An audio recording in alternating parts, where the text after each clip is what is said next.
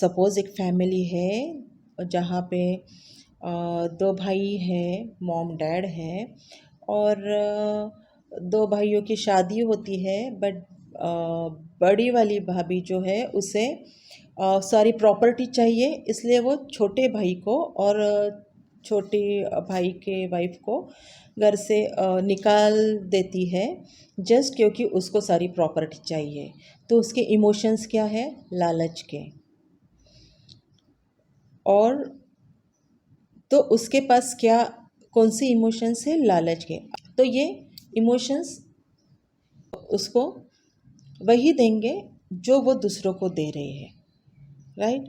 अगर छोटा वाला भाई और छोटी वाली भाभी जो है वो उन सब को दे रही है कि आप लोग रहिए यहाँ पे, हम ये सब छोड़ के जा रहे हैं, तो उनके पास कौन से इमोशंस है? उन्होंने उनके नेगेटिविटी नहीं ली।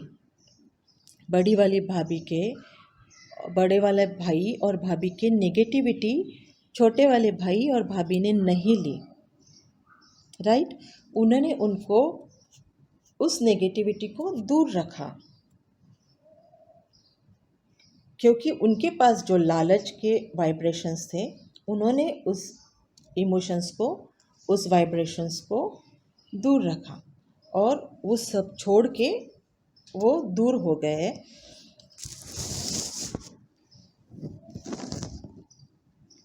तो यहाँ पे वो जो बड़े वाले भाई भाभी है या माता जी पिताजी हैं, उनके पास कौन से वाइब्रेशंस हैं? लालच के, ग्रीड के। तो वो ग्रीड के, लालच के वाइब्रेशंस में अगर वो आज तक है, तो वो वही इमोशंस लेके वो अपने आगे की जर्नी पे भी चले जाएंगे, राइट।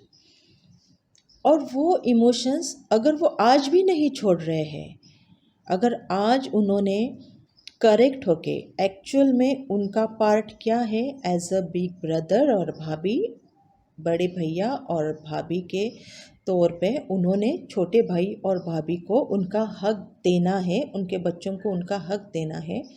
बट वो ऐसा नहीं कर रहे हैं, वो लालच के इमोशंस में है, ग्रिड के इमोशंस में है अब तक, इसलिए वो उनका हक या देने को रेडी नहीं है।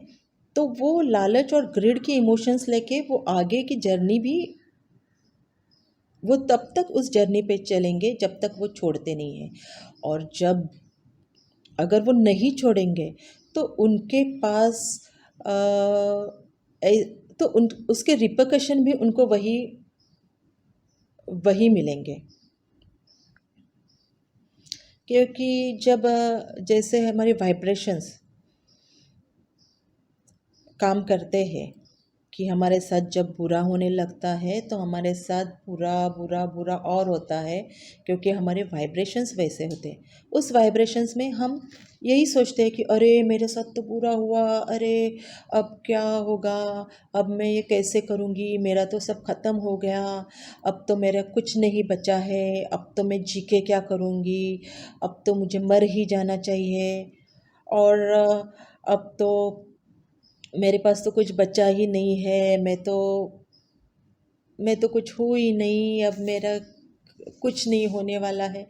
ये सब जो थॉट्स, उस एक इंसिडेंस से हमने ये हज़ारों थॉट्स, हज़ारों मिनट्स में, हज़ारों सेकंड्स में, हज़ारों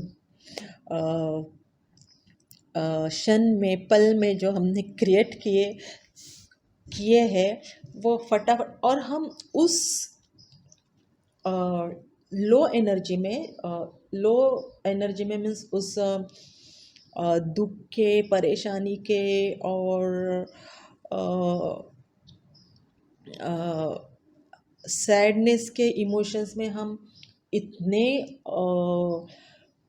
बुरी तरह से अपने आप को डालते हैं, पूरे अपने आप को डुबो लेते हैं कि उसके वजह से हमारे आजू बाजू में पूरे वही वाइब्रेशंस इतने फास्टली, हवा जो होती है, वाइब्रेशंस होते हैं, इतने फास्टली हम कनेक्ट करते हैं, हम कलेक्ट करते हैं, और फिर हमारे साथ सब वही होना होता है, वही होता है, और फिर हम कहते हैं कि अरे भगवान की यही मर्ज़ी होगी कि मेरे साथ देखो अभी बुराई हो रहा है, पता नहीं क्यों मेरे साथ ये हो रहा है बुरा।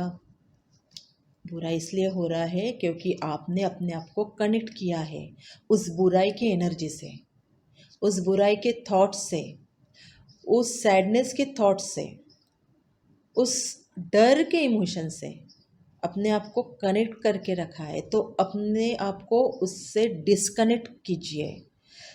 अपने आप में जो आपका ऑरा है, आपके वाइब्रेशन से अपने आप आजू बाजू की जो हवा है उसे प्योर पॉजिटिव बनाए रखें, हमेशा हमेशा हमेशा के लिए।